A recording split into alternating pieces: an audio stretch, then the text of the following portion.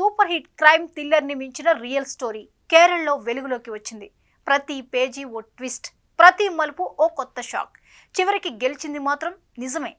సూటిగా చెప్పాలంటే ఒక సాధారణ ఇంటి గొడవలా మొదలైన కేసు 5 రోజుల్లోనే కేరళ పోలీస్ శాఖను కుదిపేసింది. దేశవ్యాప్తంగా చర్చకు దారితీసింది. గొలుసు దొంగతనం కేసులో పోలీసులు పని మనిషిని ఫిక్స్ చేశారు. కానీ నిజం బయటపడిన తర్వాత ఎస్ఐ నుంచి ఏఎస్ఐ వరకు మొత్తం స్టేషన్ కుదేలైంది. ఈ ఫేక్ కేసులో బలి అయిన బిందు ఇప్పుడు ఒక స్కూల్లో ప్యూన్ ఉద్యోగం సంపాదించింది.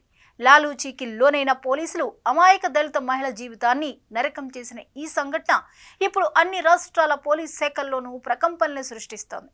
అసలు ఏం జరిగిందో చూద్దాం. ఏప్రిల్ 18, 2025 శుక్రవారం కేరళలోని పేరూర్కడలో యజమాని వమన తన గదిలో బంగారు గొలుసు కనిపించలేదని హడావిడి చేసింది. పని మనిషి బిందును అనుమానించింది. 5 రోజుల పాటు బిందును తన ఇంట్లోనే బంధించి చిత్రవద చేసింది. నువ్వే దొంగ, చైన్ ఎక్కడ పెట్టావంటూ కొట్టారు, అవమానించారు.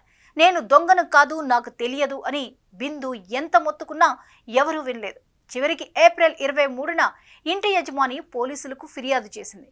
పేరూర్కడ పోలీస్ స్టేషన్లో ఈ ఫిర్యాదు నమోదైంది. SI SJ Prasad, ASI Prasanna Kumar రంగంలోకి దిగారు. బిందును స్టేషన్కు తీసుకువెళ్లి 20 గంటల పాటు విచారణ పేరుతో నరకం చూపించారు.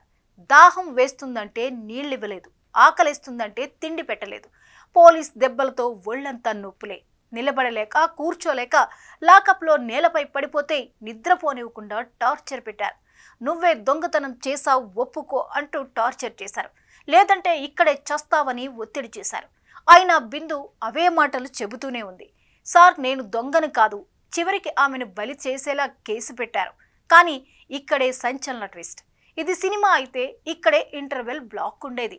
కనిపించకుండా పోయిందన్న గొలుసే యజమాని ఇంట్లో సోఫాలో దొరికింది. ఇప్పుడేం చేయాలి? ఈ విషయం బయటపడితే పోలీసులు జైలుకు వెళ్లాల్సిందే. యజమాని, ఆమె కూతురు కూడా భయపడ్డారు. అందుకే కొత్త కథ అల్లారు. బిందు ఏ దొంగ అని. తాము ఒత్తిడి చేయడంతో భయపడి చెత్తకుండీ దగ్గర గొలుసు పడేసిందని. అనారోగ్యం పాలైన బిందు చివరికి మౌనం వీడి కోర్టు తలుపు తట్టింది. నేను దొంగను కాదు అని పిటిషన్ వేసింది. కోర్టు ఆదేశంతో రంగంలోకి దిగిన క్రైమ్ బ్రాంచ్ విచారణ మొదలుపెట్టింది. అందరూ అవాక్కయ్యే నిజం వెలుగులోకి వచ్చింది. అసలు దొంగతనమే జరగలేదని తేలింది. ఇంటి యజమాని వమనాకు మతిమరుపు సమస్య ఉందని, గొలుసు సోఫాలో పెట్టి మర్చిపోయిందని క్రైమ్ బ్రాంచ్ నిర్ధారించింది. ఒక అమాయక దళిత మహిళను దొంగగా ముద్ర వేసిన పోలీసులు చివరికి తామే నేరస్తులయ్యారు. ఎస్ఐ, ఏఎస్ఐతో పాటు ఇంటి యజమాని, ఆమె కూతురుపై కూడా కేసులు నమోదయ్యాయి. సస్పెన్షన్ తప్పలేదు. బిందు జీవితాన్ని నరకం చేసిన వాళ్ళు ఇప్పుడు చట్టం ముందు దోషులుగా నిలబడ్డారు. బిందును రక్షించింది చట్టమే కాదు, నిజమే. ఆలస్యమైంది కానీ గెలిచింది మాత్రం నిజం.